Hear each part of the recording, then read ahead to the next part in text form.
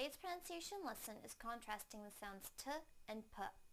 First, I will use each sound in a word. Then, I will put the words into a sentence so that you can hear them together with contextual clues.